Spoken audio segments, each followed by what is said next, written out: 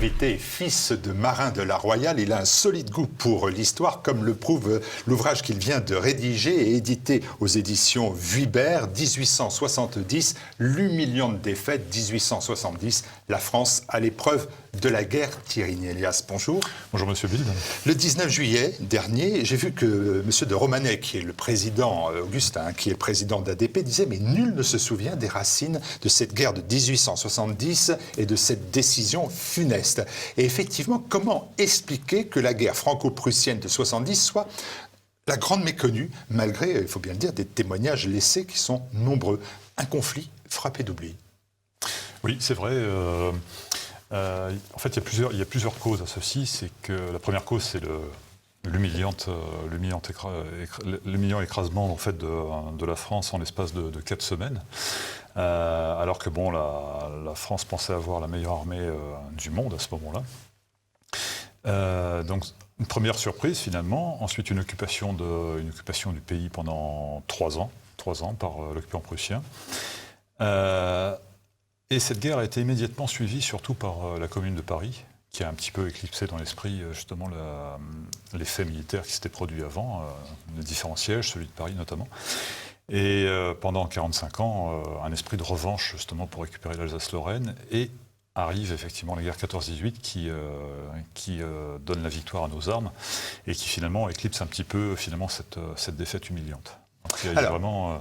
J'ai vu que vous avez fait un choix tactique, si j'ose dire, pour cet ouvrage, c'est que vous avez décidé de ne pas en faire un ouvrage de polémologie, c'est-à-dire d'explication des causes et d'études des causes de cette guerre. Elles sont nombreuses, mais vous débutez l'ouvrage un jour très précis, qui est le 4 septembre 1870. Le 19 juillet 1870, la France déclare la guerre à la Prusse, mais la date du 4 septembre correspond à un double événement qui est la capitulation de Napoléon III et dans le même temps, et dans le même moment et le même jour, la proclamation de la République. Comment arrive-t-on à cette date fatidique du 4 septembre 1870 ? Oui, c'est-à-dire que Napoléon se rend aux Prussiens le 2 septembre. Et le 3 se retrouve déjà en Belgique sur le chemin en fait, de Cassel en Allemagne où il va être embastillé. Un embastillement de luxe puisqu'en fait les Prussiens tiennent à le ménager quand même. Et 2 jours plus tard, le temps que la nouvelle arrive à Paris, effectivement les ferments de révolution et de retour à la République qui attendaient l'horreur en fait depuis presque 20 ans, se mettent en branle et on va envahir les abords de la Chambre en fait, de l'Assemblée nationale, et on va envahir une séance de l'Assemblée nationale à ce moment-là.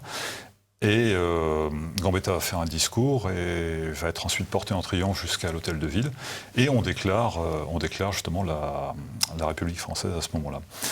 Mais sans qu'il y ait eu en fait une destitution officiellement votée par le Sénat et par l'Assemblée nationale. Donc il faudra attendre 3 ans pour ça, que ce soit fait par les lois constitutionnelles. Ça a été très vite, personne ne pense que le 4 septembre, l'affaire est entendue, que Napoléon III a capitulé et que l'impératrice a fui. C'est ça. Et en fait, c'est vrai que la France vient de subir une telle défaite à ce moment-là que...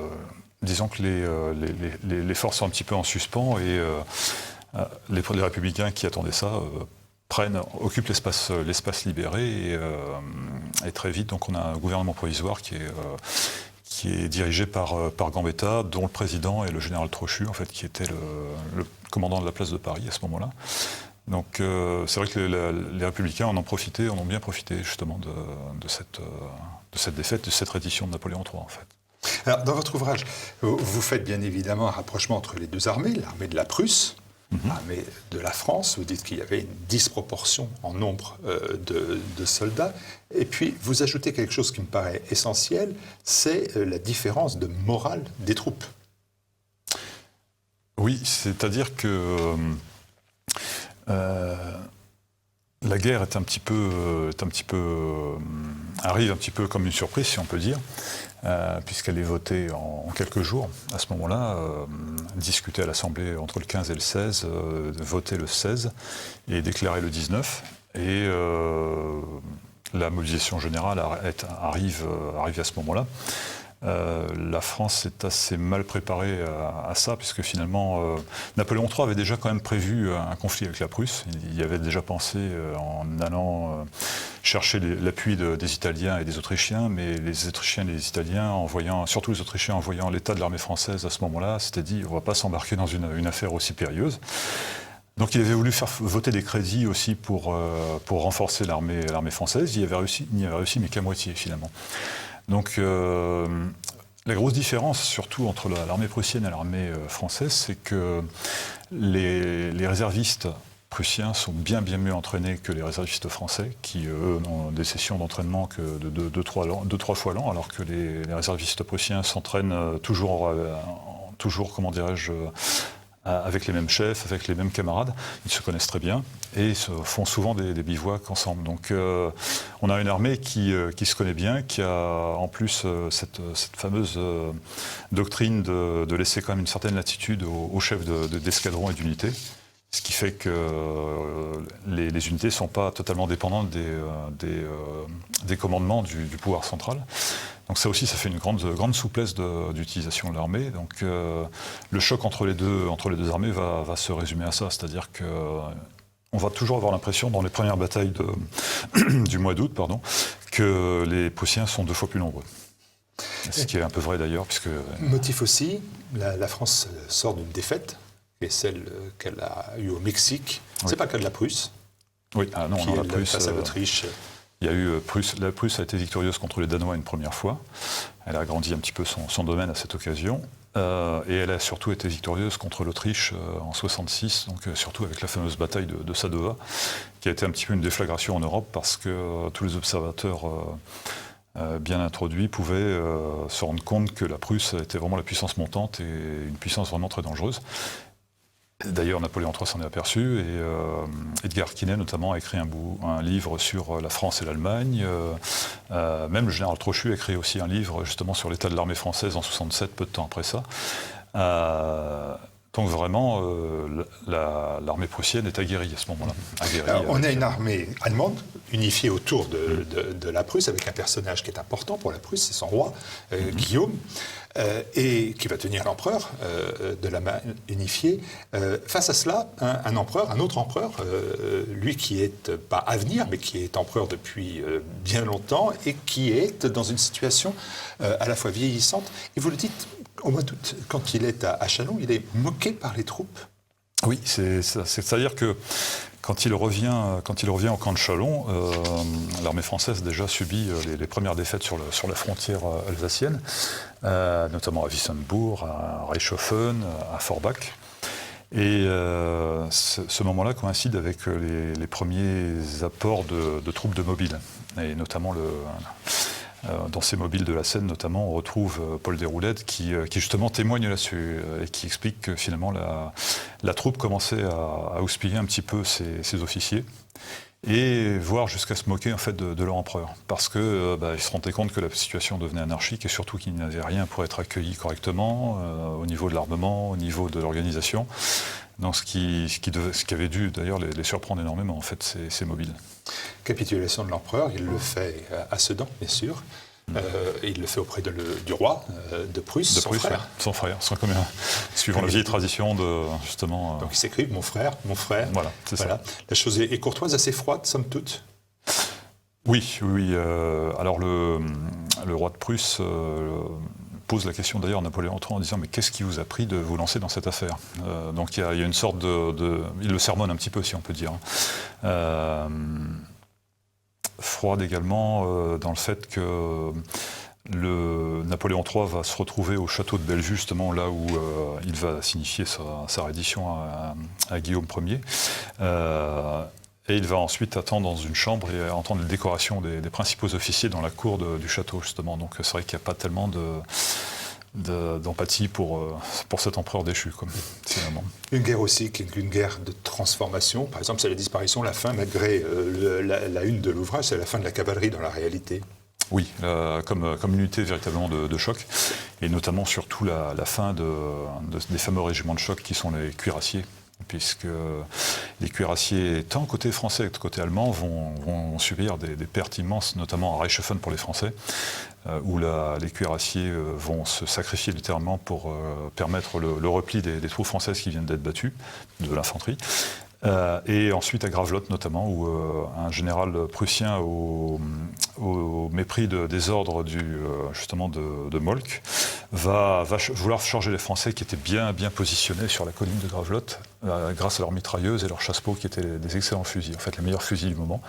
Ils vont se faire étrier. Des Prussiens, vous l'expliquez. C'était ça notre avantage, c'est que nous avions un fusil meilleur que celui des Prussiens. Voilà, on avait des mitrailleuses et on avait effectivement le fameux fusil chasse-peau qui tirait 2 fois plus loin, donc à 1600 mètres, que les fusils Dreise.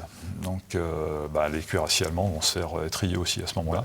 De l'expression tomber comme un Gravelotte. Et il y aura d'ailleurs un mausolée qui va être établi par Guillaume II, donc le successeur de Guillaume Ier, au tout début du XXe siècle, à la mémoire justement des soldats allemands tombés à Gravelotte, parce que là ils ont perdu énormément de monde en fait.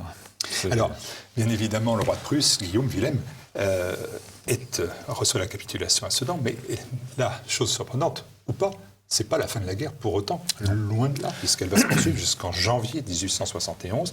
Et là, votre regard se porte à ce moment-là sur la capitale. Elle va vivre, et sa banlieue d'ailleurs, elle va vivre un véritable cauchemar, un véritable calvaire. Oui. La capitale, à partir de la défaite de Napoléon III, va commencer elle a commencé déjà au milieu d'août, mais va commencer à stocker énormément de réserves dans l'optique d'un siège contre la Prusse. Va également pratiquer une politique de la terre brûlée dans toutes les banlieues, les proches banlieues de Paris, notamment toute la petite couronne, en fait, si on peut dire, qui va devenir un véritable no man's land.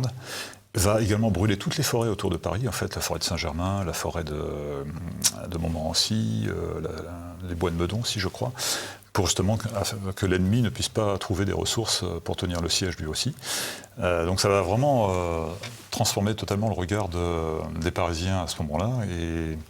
Et par la suite, en fait, il y a un mode de vie qui va s'installer dans Paris intramuros, où finalement il y a une sorte de convivialité qui va s'installer, où par exemple Théophile Gautier parle des voyages en péniche qui deviennent un véritable moment de respiration, parce qu'ils n'ont plus que ça, ils ne peuvent plus aller au bois de Verrières pour aller se promener comme ils le faisaient avant, ils ne peuvent plus aller au bois de Boulogne comme ils le faisaient avant, ou dans Vincennes comme ils le faisaient avant. Donc on va essayer de vivre du mieux qu'on peut, comme on le vivait un petit peu avant, puisqu'il faut quand même ne pas oublier que Paris était la ville lumière, donc considérée comme la plus belle capitale du monde à ce moment-là. Donc c'est un changement radical de point de vue et vous l'expliquez bien, les lumières vont baisser au fur et à mesure. Ah oui, non, d'ailleurs Elio Washburn en parle l'ambassadeur américain en parle dans son journal à ce moment-là. Et très bien d'ailleurs. Il y a aussi Hector Malot qui en parle très bien aussi. C'est ça, parce que pendant ces mois éprouvants, le gouvernement va fuir. Paris, mais il reste beaucoup d'écrivains, de poètes qui restent à Paris. Vous avez cité un grand personnage, qui est Paul Déroulède, mais aussi Georges Sand, Hector Malot, Hugo, Flaubert. Alors Déroulède, lui, ne sera pas à Paris. Il ne sera pas à Paris. Oui, il ne sera pas à Paris. Et tous ils évoquent cette période quand même trouble, et un peu dans le même sens. Oui, il y a un côté un peu fin du monde dans certains récits, notamment Edmond de Goncourt, qui est vraiment très très pessimiste. Alors, ça s'explique aussi par le fait qu'il a perdu son jeune frère en juin, Jules Goncourt, donc, et il ne s'en remet pas du tout, quoi, finalement. Mais il a quand même il garde quand même un regard acéré sur les choses et se promène énormément, en fait, dans Paris et sur les abords de Paris, juste au niveau des remparts.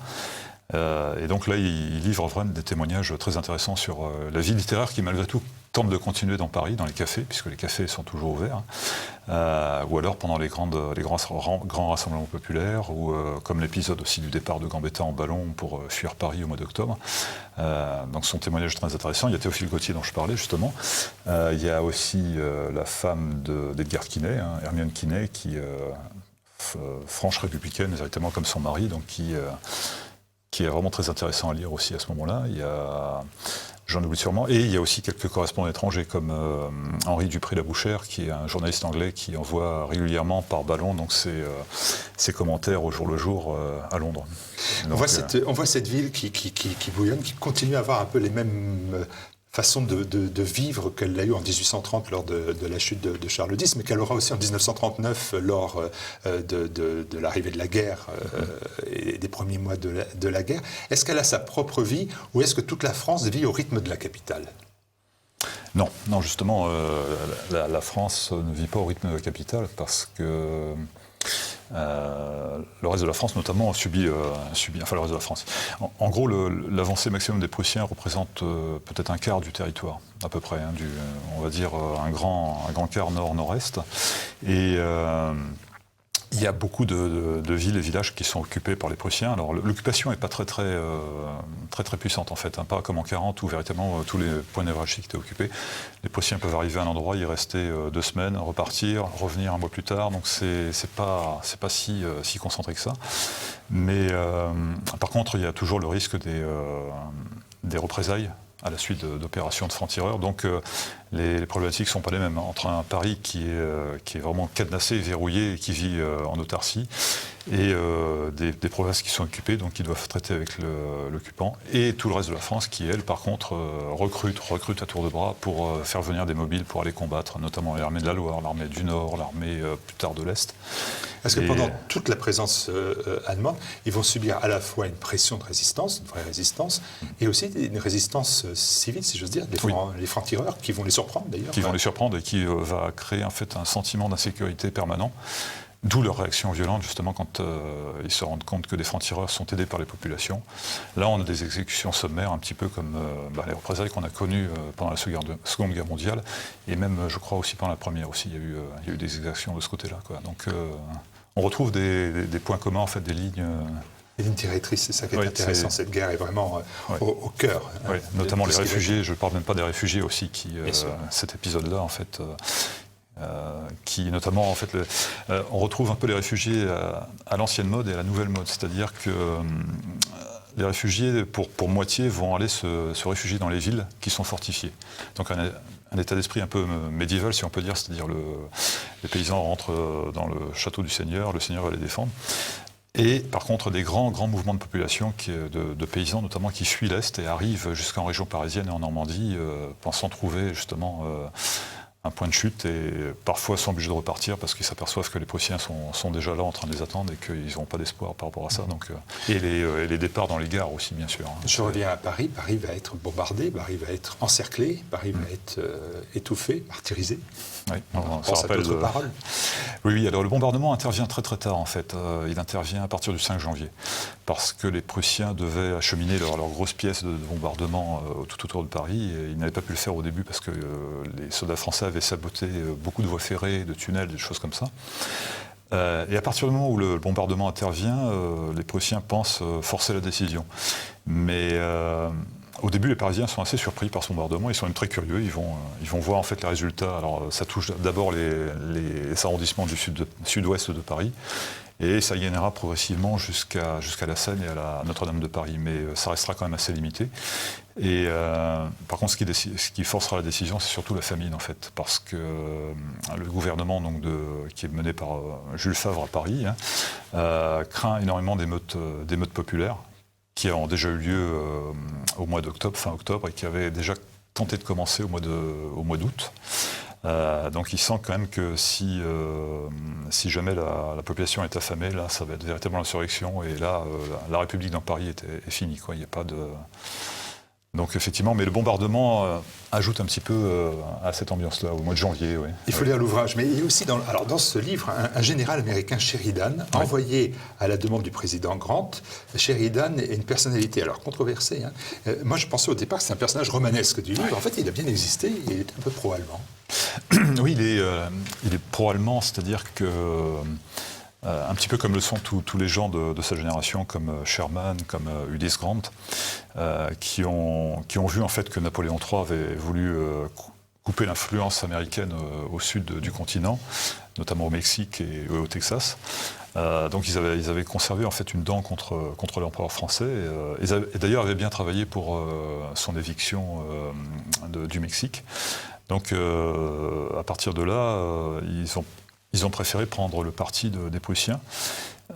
Et surtout, il ne faut pas oublier aussi qu'à partir du milieu du XIXe siècle, la colonisation, les colons qui arrivent aux États-Unis, en fait, sont principalement des colons allemands. Donc il y a quand même un certain pouvoir d'influence, si on peut dire, de la diaspora allemande aux États-Unis à ce moment-là. Dans cette guerre-là, les Américains ne sont pas nos amis. On ne peut pas dire. Alors au début, effectivement, ils sont effectivement contre la France parce qu'ils désignent la France clairement comme le fautif dans le déclenchement de cette guerre. Après, l'opinion va un petit peu évoluer, tout comme en Angleterre aussi, par rapport à la longueur du conflit et puis aux exactions des Prussiens. Mais ils resteront quand même favorables favorables à la Prusse, si on peut dire. Vous dites que le conflit a fait 140 000 morts dans les rangs des armées françaises. Il y a aussi des pertes civiles. Les pertes humaines sont très importantes, y compris du côté allemand. Je vois le nombre des prisonniers de guerre qui s'élève à 500 000. Oui, Ce n'est pas une petite guerre. C'est pas parce qu'on ne parle plus qu'elle n'a pas été incroyablement dure. Et surtout en à peu près 2 coups de filet, finalement, parce que Sedan occasionne la capture de 80 000 soldats français. Qui accompagnaient l'empereur. Et Metz, la capitulation de Metz, commandée par le maréchal Bazaine, là, ce ne sont pas moins de 150 000 prisonniers qui vont être envoyés en Allemagne aussi. Et d'ailleurs, les Prussiens auront beaucoup de difficultés à gérer ces flux énormes de prisonniers français. Au début, surtout à Sedan, en fait, ils vont les parquer dans une espèce de méandre de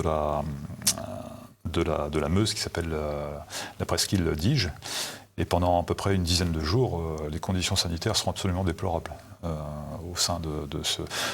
La zone fait à peu près 3 km², donc les Français vont être obligés de survivre comme ça, avec très peu d'apport de nourriture de la part des Prussiens, qui viendront un peu après, mais en plus c'est les premières pluies d'automne, donc c'est absolument sordide. Et donc effectivement les 150-180 000 soldats de Metz, qui vont être suivis des 80 000, 8 000, alors ils ne seront pas prisonniers, ils seront réfugiés en Suisse, mais à la toute fin du mois de janvier, en fait, de l'armée de l'Est. Donc ça fait effectivement, comme vous dites, énormément de prisonniers qui seront... Les conséquences de ces guerres, elles sont tout aussi nombreuses, bien évidemment. Vous avez déjà évoqué, ça aura une suite directe sur 14-18, mais la première peut-être qu'on pourrait voir, c'est quand même l'insurrection de la Commune de Paris. Elle va commencer en mars 71, elle va se terminer en mai de la même année, parce qu'on appelle la semaine sanglante. C'est directement lié à 1870, la Commune de Paris. Oui, bien sûr, puisque déjà au moment de l'armistice, quand les mobiles en fait, qui étaient positionnés dans les forts tout autour de Paris rentrent dans Paris en vaincu, on peut dire. Tous les gardes, toute la garde nationale qui se trouvait dans Paris à ce moment-là cantonnée, va se moquer, va même siffler en fait tous ces mobiles qui rentrent totalement défaits. Et on sent en fait cet état d'esprit qu'avait voulu insuffler Gambetta de guerre à outrance contre l'occupant. Se manifester par la bouche de ces gardes nationaux. Et ce sont les mêmes gardes nationaux qui ensuite vont prendre les premiers canons de Belleville et puis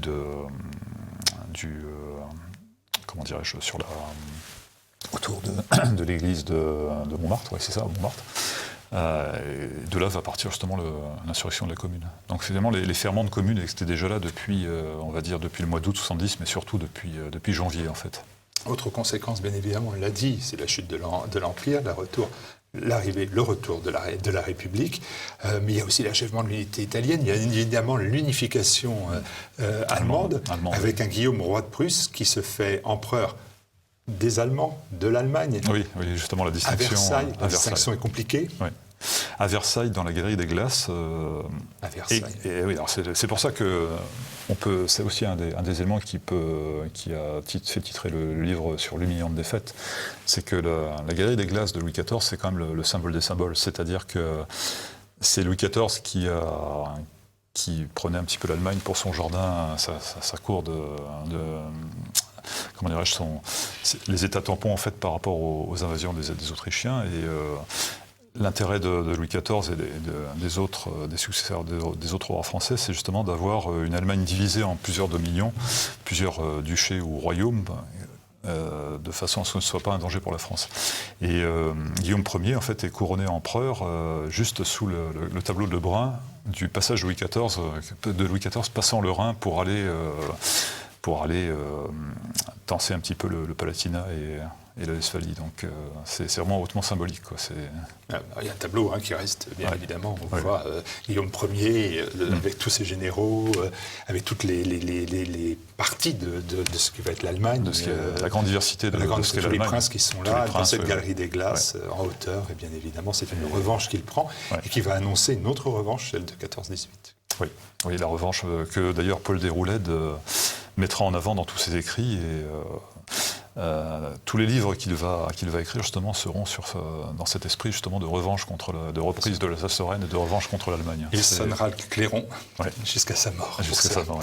Merci beaucoup Thierry Nélias. Lisez cet ouvrage, c'est presque un roman et c'est sur une guerre oubliée et pourtant elle est véritablement passionnante. L'humiliante défaite 1870, la France à l'épreuve de la guerre. C'était aux éditions Librairie Vuibert. Merci Thierry Nélias. Merci monsieur Ville de m'avoir reçu.